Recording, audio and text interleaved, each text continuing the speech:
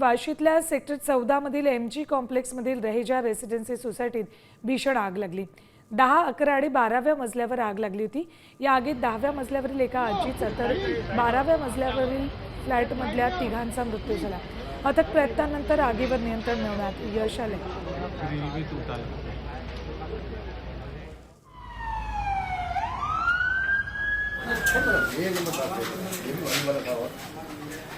नवी मुंबईतील आपण पाहू शकतात रात्री 12च्या आसपास जे आहेत वाशीतील सेक्टर 14 मध्ये एमजी कॉम्प्लेक्समध्ये रहेजा रेसिडेन्सी सोसायटीमध्ये मध्यरात्री लागलेल्या आगीत 4 जणांचा मृत्यू झालेला आहे।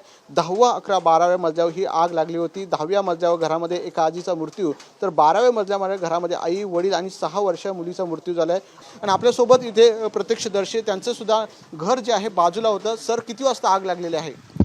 अराउंड 12:30 आणि 1च्या मध्ये आग लागलेली होती। 12:30 पावणे 1च्या आसपास ही आग लागली होती आणि कारण तर काय माहिती नाही कशामुळे, पण आग इतकी भयंकर होती का कंट्रोल करायला पण म्हणजे हे लोक हे माझे भाऊ आहेत आणि यांचा पूर्ण परिवार आहेत आणि भाऊ भाभी आणि त्यांचा मुलगा सून आणि 2 मुले होते। सर, 6 वर्षांचा मुलगा। काय सांगाल, कोण कोण गेला याच्यामध्ये?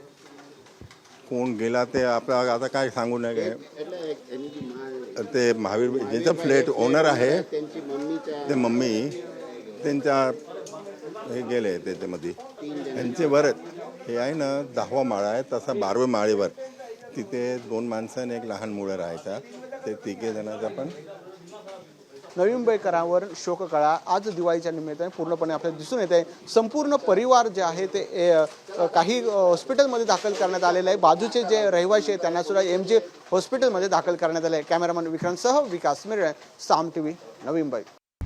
आता isakal.com आहे देशातील नंबर 1 ची मराठी न्यूज वेबसाईट। प्रत्येक अपडेटसाठी isakal.com ला नक्की भेट द्या।